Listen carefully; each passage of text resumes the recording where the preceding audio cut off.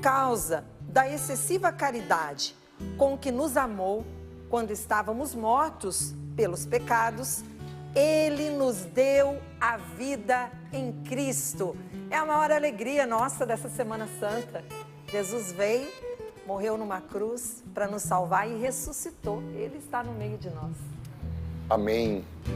Invoquemos nesse dia, nessa semana, o precioso sangue de Jesus sobre nós, para que venha nos lavar, que esteja entre nós e o perigo. Sangue de Jesus, jorrado lá na cruz, caia sobre todo o meu ser. Vem inebriar-me, curar e libertar-me, recai em mim com teu poder. O sangue do Cordeiro que jorrou do corpo e do coração, que lava as minhas vestes, me dá salvação. O teu sangue tem poder, chagas abertas, coração ferido. O sangue de Cristo está entre nós e o perigo. Chagas abertas, coração ferido. O sangue de Cristo está entre nós e o perigo. Chagas abertas, chagas abertas, coração ferido. O sangue de Cristo está entre nós e o perigo. Chagas abertas, coração ferido. O sangue de Cristo está entre nós e o perigo. Amém. Amém. Pelo sinal da Santa Cruz, livrai-nos Deus, nosso Senhor, dos nossos inimigos, em nome do Pai, do Filho e do Espírito Santo. Amém. Amém. Mateus capítulo 6, versículos do 19 ao 24. Assim nos diz a palavra de Deus. Assim te fala aquele que te ama e quer o teu bem. Assim fala Deus a você, te ensinando, te mostrando, te respondendo nesse momento qual é o caminho que você deve seguir. Onde está a porta que você está procurando? A saída. E assim nos diz o Senhor. Não ajunteis tesouros aqui na terra, onde a traça e a ferrugem destroem, e os ladrões assaltam e roubam. Ao contrário, ajuntai para vós tesouros no céu, onde a traça e a ferrugem não destroem, nem os ladrões assaltam e roubam. Pois onde estiver o teu tesouro, aí estará também o teu coração. Onde estiver o teu tesouro, aí estará também o teu coração. A lâmpada do corpo é o olho. Se o teu olho for límpido, ficarás todo cheio de luz. Mas se teu olho for ruim, ficarás todo em trevas. Se, pois, a luz em ti é trevas, quão grandes serão as trevas? Ninguém pode servir a dois senhores. Ou vai odiar o primeiro e amar o outro, ou aderir ao primeiro e desprezar o outro. Não podeis servir a Deus e ao dinheiro. Palavra da salvação. Glória a vós, Senhor. Glória a vós, Senhor. Não ajunteis tesouros aqui na terra, onde a traça e a ferrugem destroem, e os ladrões assaltam e roubam. Porque se o nosso coração está nos nossos tesouros materiais, nós não vamos ter paz nunca. É isso que a palavra de Deus está nos dizendo. Todo apego material gera angústia, gera medo, gera insegurança, gera tristeza. Olha, grande parte dos nossos sofrimentos são fruto justamente dos nossos apegos materiais. Preste atenção. Veja na sua vida, eu vou ver na minha. Os nossos apegos a projetos materiais, a aquisições materiais, apegos, tá? Não estou condenando que a pessoa colha os frutos do seu trabalho. Não, senhor. Inclusive, se a pessoa trabalha mais, é justo que o salário dela seja maior. Então, não estou discutindo aqui que uma pessoa justamente colha os frutos do seu trabalho. E tem gente que trabalha tão bem que enriquece. E qual é o problema? Não é? O que a palavra de Deus condena é quando a pessoa passa a amar aquele bem que ela adquiriu mais do que a própria vida, mais do que a verdadeira felicidade. Quando a pessoa passa a amar mais as coisas do que aqueles que estão próximos dela, inclusive deixando os que estão ao seu alcance perecerem por causa do seu apego aos bens materiais, incapaz de repartir, porque para ela o grande objetivo da vida é ter mais, é juntar. Isso sim é condenável. Agora, você ter êxito no que você faz, ao ponto de enriquecer, que Deus te dê muito mais, meu irmão.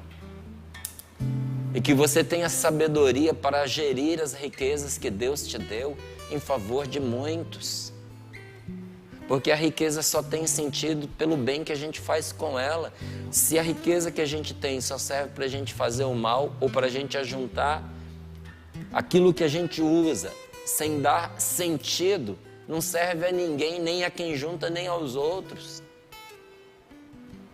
Porque isso um dia vai escapar das nossas mãos.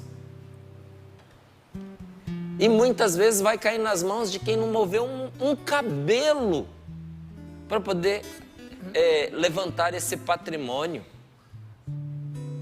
Então, o verdadeiro rico não é aquele que tem muita coisa. Porque você pode ter muita coisa, mais do que os outros, são miserável. O verdadeiro rico é aquele que, na medida em que enriquece por fora, enriquece também por dentro. É aquele que, tendo muito, entende que esse muito não é seu, mas está em suas mãos para ser administrado em favor daqueles que são mais necessitados.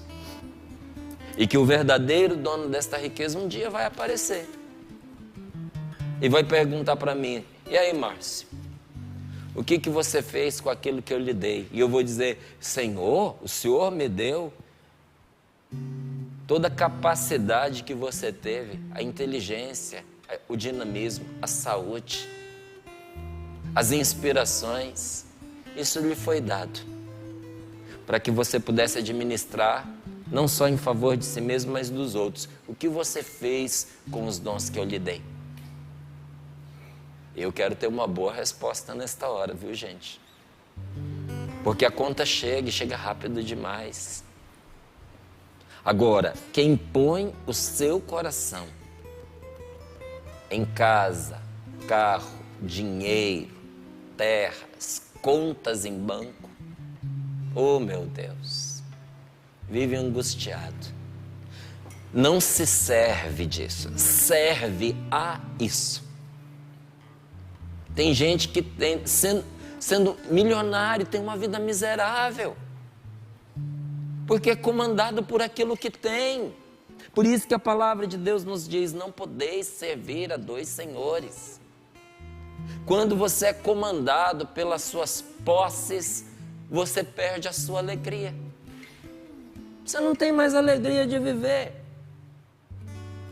Porque o apego nos coloca angustiados pela constante ameaça. Porque basta ter para você ter a possibilidade de perder, não é assim? Basta. Então não teremos por causa da possibilidade de perder? Não, não é não teremos. Tenha. Mas não deposite a sua confiança, o seu coração nestas coisas. Não faça disso os seus tesouros.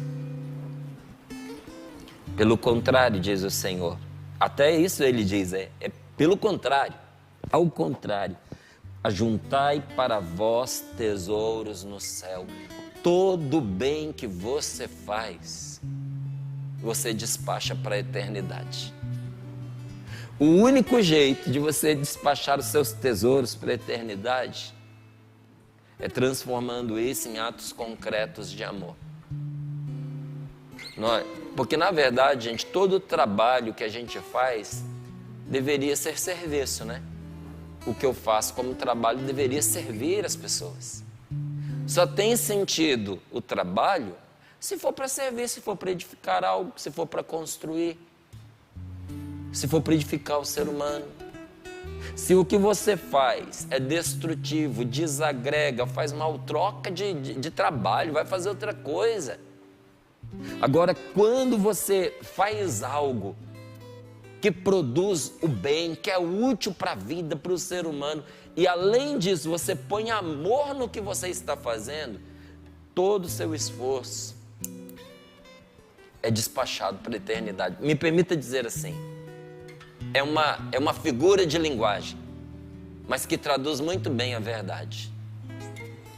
É você construir para a eternidade.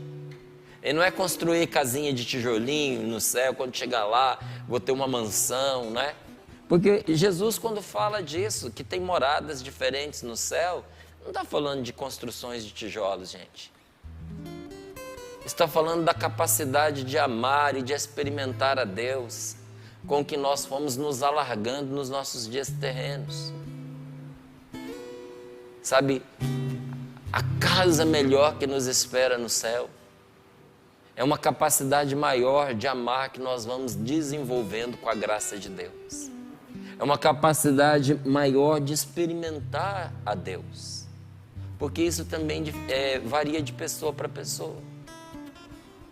É maravilhoso quando a gente está ao lado de uma pessoa cheia do Espírito Santo e você diz, meu Deus, como é que essa pessoa tem essa sensibilidade? Como é que essa pessoa tem essa percepção? Eu quero ser igual a essa pessoa. Isso mostra o quê? Que as sensibilidades variam de pessoa para pessoa e da profundidade do relacionamento que a pessoa tem com Deus. Eu nunca vi nesta vida uma pessoa íntima de Deus e infeliz. Nunca vi.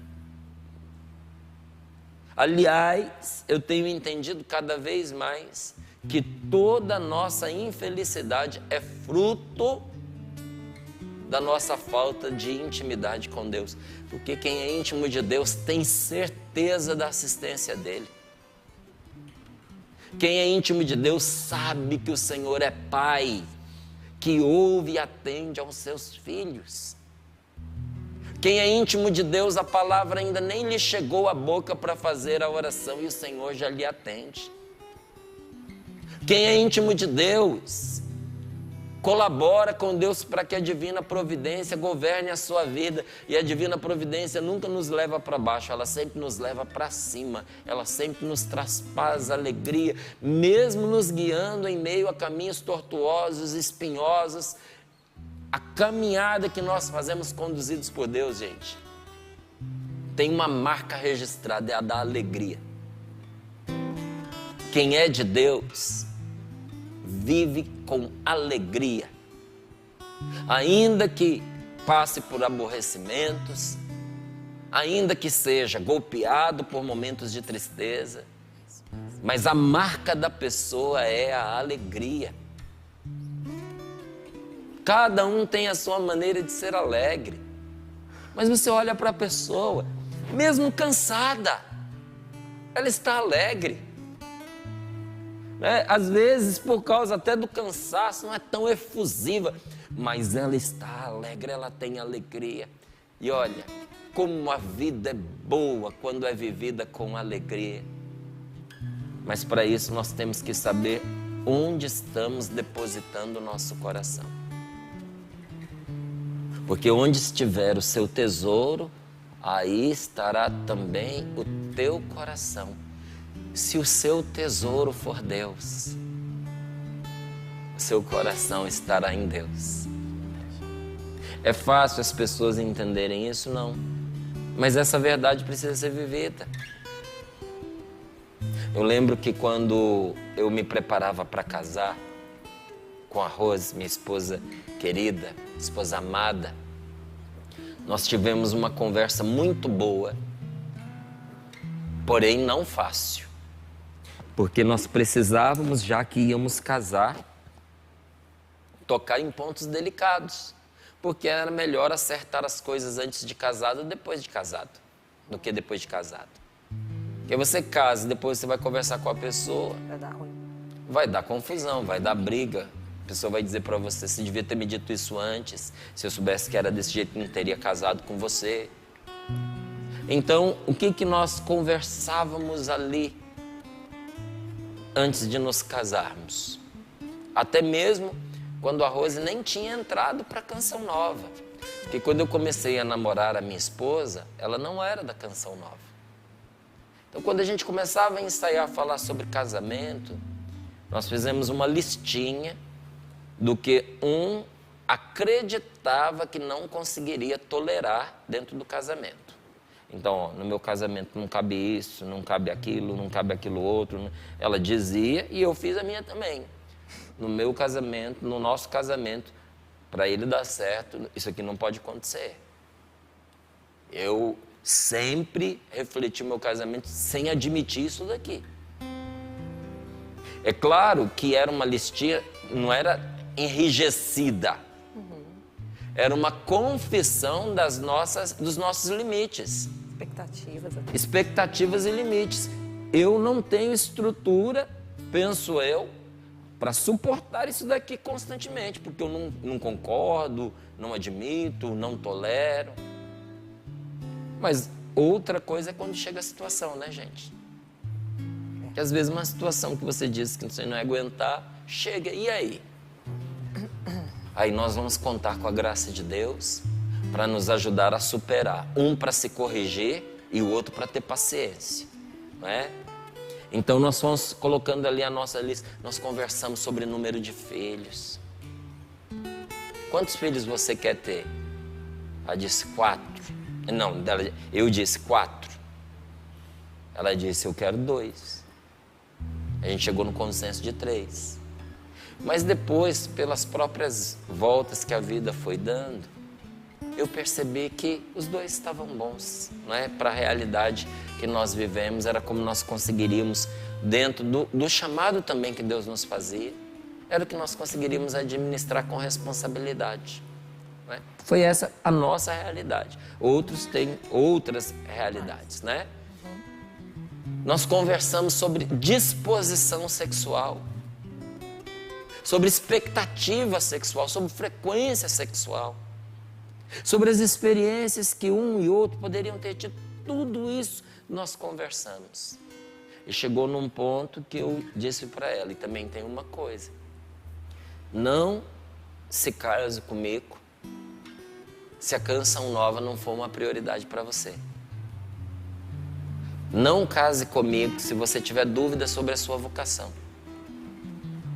Porque se, por exemplo, você se casa comigo e depois você descobre que você não tem a vocação à Canção Nova e sai, e por causa disso eu precisaria ou tenha que sair, isso para mim seria uma traição tão grande como se você tivesse arrumado um outro homem. Ela, nossa, mas desse modo? Eu falei, sim. Aí ela me perguntou, mas por que desse modo? Então você não me ama? Era um esclarecimento que nós estamos fazendo um para o outro. Eu falei, te amo com todo o amor que um homem pode amar uma mulher. Você é a mulher que eu mais amo. Te amo de todo o meu coração. mas amo ainda mais a Deus. E eu não posso dizer eu amo a Deus se a vontade dele para a minha vida fica em segundo plano. Como é que eu posso dizer eu te amo, Senhor, mas eu não te obedeço? Eu te amo, meu Deus, mas eu faço o que eu quero e não o que tu queres. E a vontade de Deus para a minha vida se manifestou na minha vocação à Canção Nova. É diferente, gente, quando que por distração a gente peca, quando que por causa de uma fraqueza a gente peca. E aí a gente se levanta, se arrepende, pede perdão. É diferente de conscientemente a gente trair um chamado, uma orientação, uma vocação de Deus para nós. Isso eu não poderia permitir. Porque Deus é o grande tesouro do meu coração. Eu prefiro perder a minha vida a perder Deus. E quando nasceram os meus filhos, a conversa continuou pequenininhos. 4, 2, 3 aninhos. Eu os abraçava, eu os beijava, e eu dizia, eu amo vocês tanto, tanto, tanto, tanto. Vocês são as pessoas que eu mais amo no mundo. Só tem uma pessoa que eu amo ainda mais. Aí eles paravam. Quem? Eu falei, eu amo mais a Deus. Deus vem primeiro. Mas por que, pai? Porque se não fosse por Ele, eu não teria vocês. E se não fosse por Ele, eu não seria o pai de vocês. Então, Ele primeiro. Aí eles, criança repete, né, para ver se entendeu. Então o Senhor ama a Deus mais do que a nós. Eu falei, isso aí. Eu falei, tem uma coisa que vocês precisam fazer. Vocês amam o papai? Amamos. Falei, e eu gosto e quero que vocês me amem muito, me amem ainda mais. Mas Deus vem primeiro. Porque isso é o grande arrimo do nosso coração, meu povo. Depositar todo o amor naquele que é o amor na nossa vida. Como é que eu não posso amá-lo primeiro e acima de tudo, se tudo que de bom eu tenho me veio pelas mãos dele? Os bons amigos que eu tenho não são conquistas minhas, são presentes de Deus para mim. São verdadeiros tesouros, sim, mas que me chegaram pelas mãos dele. Os filhos maravilhosos que eu tenho, como não reconhecerei eu que foi o Senhor que os deu a mim? Não tem como eu não reconhecer. Esse casamento maravilhoso que eu vivo com uma esposa, olha, que todos os dias eu me apaixono mais por ela. Como não reconhecer que a divina providência conduziu os nossos caminhos para que se cruzasse? Não é destino, não é que tinha que ser desse modo. Eu poderia ter não reconhecido e ter não escolhido a Rose. Ela poderia ter escolhido uma outra pessoa. Deus não impôs a minha pessoa para ela e ela para mim. Mas sem Ele, os nossos caminhos não teriam se cruzado. Sem Ele, nós não teríamos nos contemplado. O amor de Deus conspira para o nosso bem. Aí, a gente escolhe se aceita ou não, mas que conspira para o nosso bem, conspira. Então eu preciso me perguntar,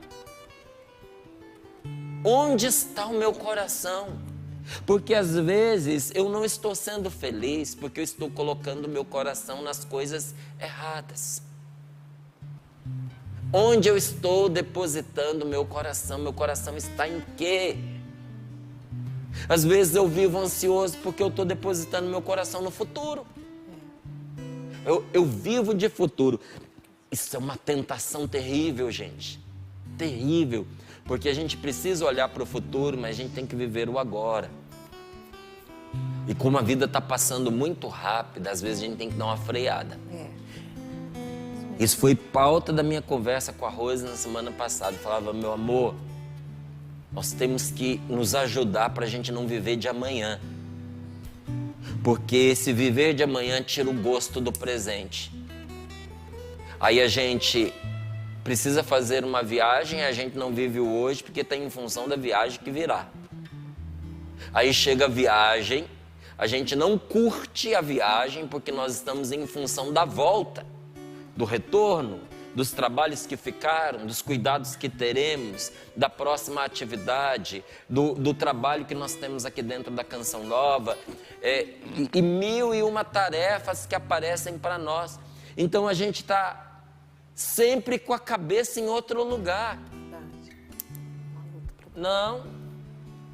O lugar em que eu gostaria de estar nesse momento, que eu mais quereria estar, é esse que eu estou aqui agora. Eu não queria estar neste momento em nenhum outro lugar do mundo, senão aqui, no Sorrindo para a Vida, vivendo esse momento de oração, experimentando, saboreando esta palavra que é de Deus para nós. E o depois? O depois virá. E quando ele chegar, ele será o agora. E quando ele for o agora, aí nós vamos vivê-lo. Isso não nos dispensa de nos organizarmos. Isso não nos dispensa de termos projetos. Mas nos dá saúde e inteligência para não pôr o nosso coração em projetos que a gente nem sabe se vai acontecer. Eu projeto constantemente. E olha, como eu não estou apegado aos meus projetos, eu mudo constantemente, eu adapto. Eu não sou indeciso, não sou, mas sou inteligente o suficiente para mudar de ideia quando eu encontro uma ideia melhor. Porque eu não estou apegado à minha ideia. Os meus irmãos que convivem comigo sabem bem disso. Eu provo as ideias alheias, ponho à prova. Mas se aparecer uma ideia melhor do que a minha, eu largo a minha e pego a outra. Imagine que você entra num lugar, numa confecção, onde você fez um ensaio ali de uma peça, você não é acostumado a costurar, aí você faz ali uma roupinha para você e você olha, poxa, que legal que ficou, nunca tinha costurado. Aí você fala, ficou meio torta, eu não pensei direito, as costuras deixam a desejar. Aí você chega lá, a pessoa fez uma roupa com as suas medidas pensando em você, só que a pessoa é exímia em costura. E você coloca aquilo e cai para você perfeitamente, até melhora o seu aspecto. Você acha que eu ia ficar com o que eu fiz, só porque eu que fiz, só se eu fosse um idiota. Troco. É melhor? Vou ficar com o que é melhor. Discernimento, sabe o que é? É a gente escolher entre duas coisas boas aquela que é a melhor, com sabedoria. Então, vale a pena sim trocar de ideia. Agora, quando a gente pôs o nosso coração nas ideias que a gente tem e a gente se apegou a essas ideias, a gente condena o futuro da gente. Então, vale a pena projetar. Mas você não precisa se apegar a isso. Inclusive porque, imagine, se você deposita toda a sua expectativa no futuro e de repente você percebe que você não vai chegar lá nesse futuro, você vai morrer triste.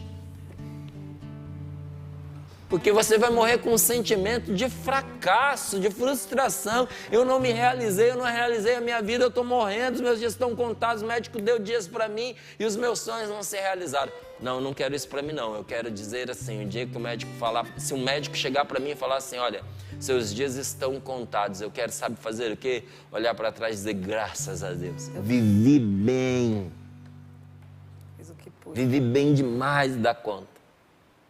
Quando eu entrei no meu casamento, eu olhei para a minha vida de solteiro, porque minha vida de solteiro morreu no dia que eu me casei.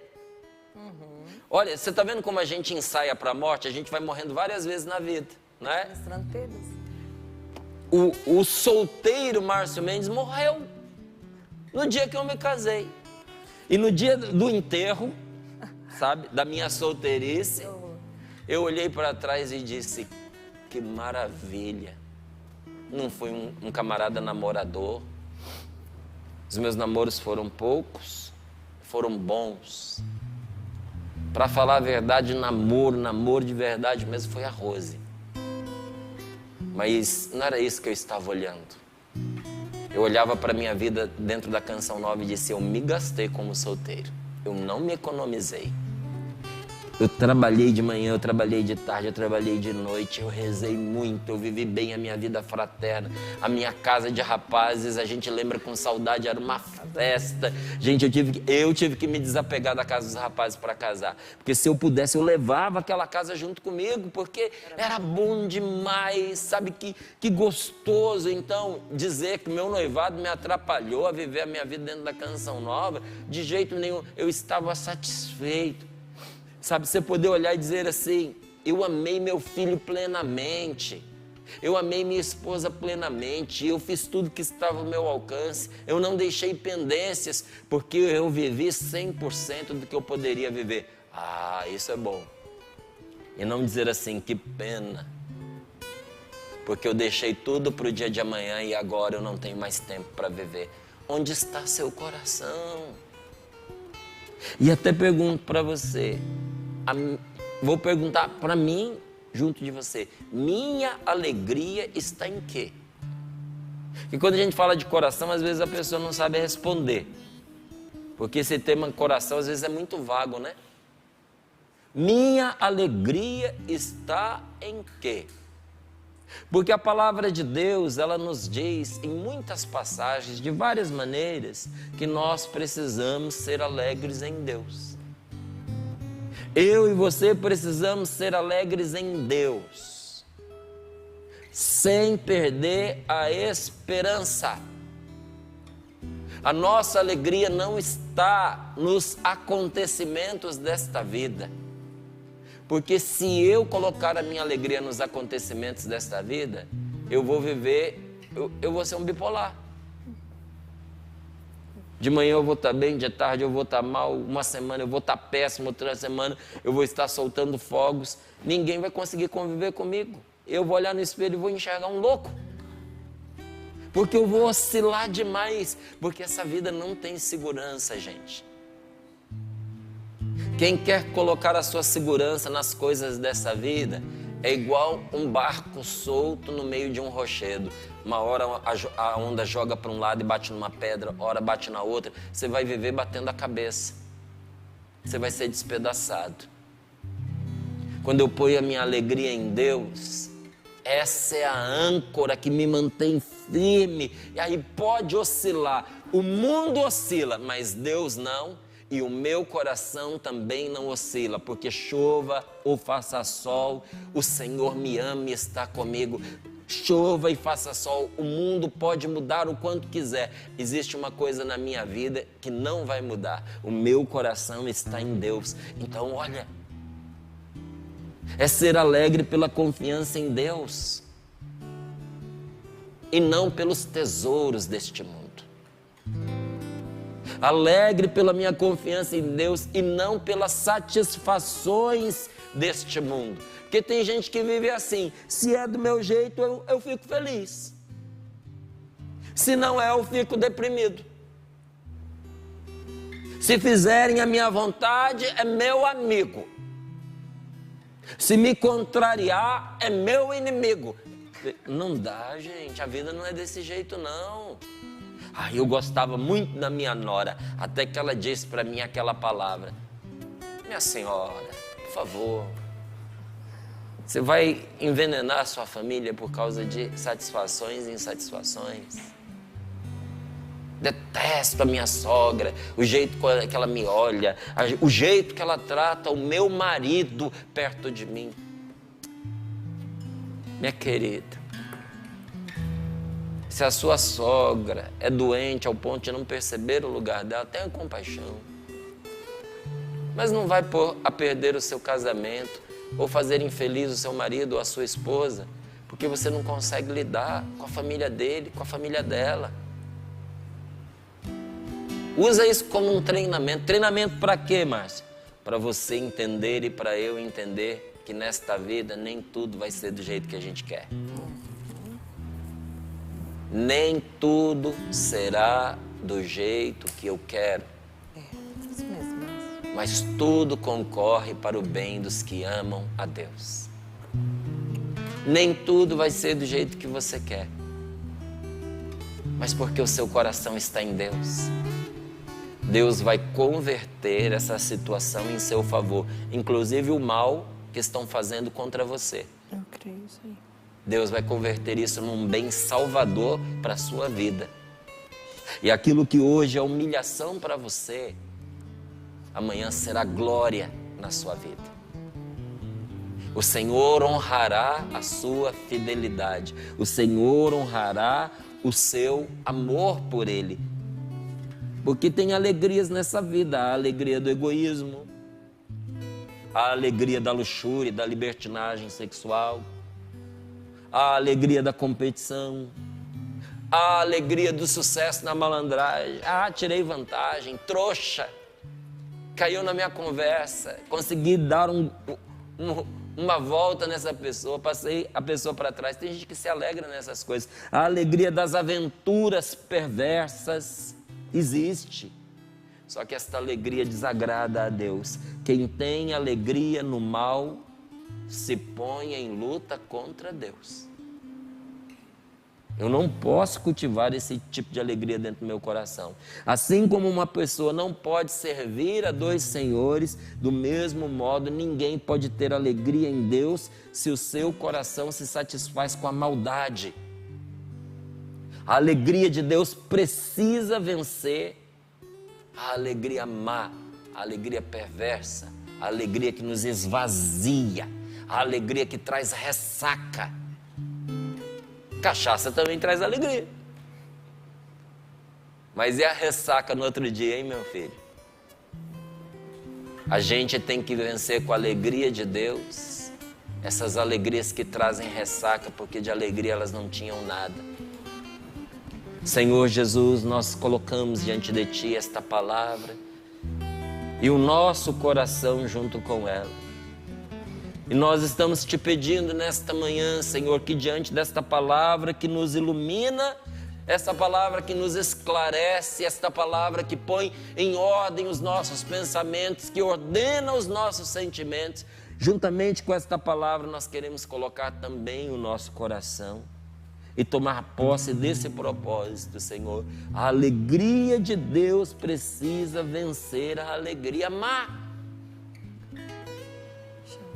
Porque quem tem a sua alegria em Deus não quer as falsas alegrias que esta vida oferece, essas alegrias de ressaca, essas alegrias de fim de festa regada a álcool, a muito álcool.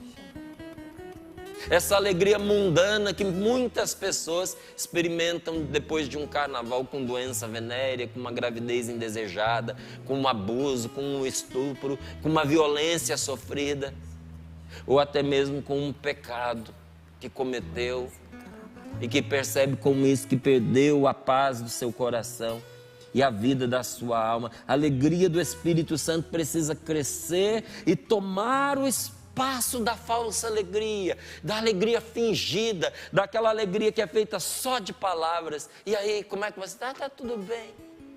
Por isso nós dizemos: vem Espírito Santo, chame Ele sobre você nesta manhã. Diga: Espírito Santo de Deus, vem sobre mim. Senhor, eu entendi esta palavra. Eu entendi, Senhor, quando diz que a lâmpada do corpo é o olho. Se o teu olho for límpido, ficará todo cheio de luz, mas se o teu olho for ruim, ficará todo em trevas. Se, pois, a luz em ti é trevas, quão grandes serão as suas trevas. Quando a minha alegria é falsa, imagine então o peso da tristeza. Quando aquilo que eu chamo de alegria não é alegria, imagine então o que vai ser daquilo que eu chamar de tristeza. Espírito Santo de Deus, obrigado por esta palavra, mas sozinho eu não dou conta de chegar lá. Então estou dizendo: Senhor, una-te a mim e me mostra como é que eu devo proceder a partir de agora no concreto da minha vida. Vem, Espírito Santo. Venha sobre nós, Espírito de Deus. Venha renovar a nossa fé. Venha nesta hora sobre nós. Vem, Espírito. Vem, Espírito. Sozinho eu não posso mais. Sozinho eu não posso mais. Sozinho eu não posso mais viver. Na tua casa, peça. Vem, Espírito. Vem, Espírito. Sozinho eu não posso mais. Sozinho eu não posso mais. Sozinho eu não posso mais viver. E diga, eu quero amar. Eu quero amar. Eu quero ser aquilo que Deus quer. Sozinho eu não posso mais. Sozinho eu não posso mais. Sozinho eu não posso mais viver. Eu quero amar. Eu quero amar. Eu quero ser aquilo que Deus quer. Sozinho eu não posso mais. Sozinho eu não posso mais. Sozinho eu não posso mais viver. Eu agradeço a Deus porque o que faz diferença na vida de todos nós é esse encontro com Deus. E peço a graça para todos que estão acompanhando agora o Sorrindo para a Vida, Jesus, que eles tenham esse encontro com esse amor. Márcio, eu já agradeci a Deus aqui, ó, obrigada, Senhor, por apresentar a mim o seu amor, porque é o amor de Cristo que nos liberta, né? É Ele que nos liberta do medo do amanhã, do futuro, das ansiedades, de tudo que você está vivendo. O amor de Deus, Ele é imprescindível. As outras coisas podem faltar, né? Mas o amor de Deus não pode faltar. Val, diga aí. Segura firme na mão de Deus e vai. Vai, porque ali você não erra o caminho. Já imaginei você cantando, segura na mão de Deus e vai. Dá o tom aí, Maria. Dá o tom pro Emanuel. Gente, mas é verdade, de tudo que o Márcio falou, eu anotei uma frase.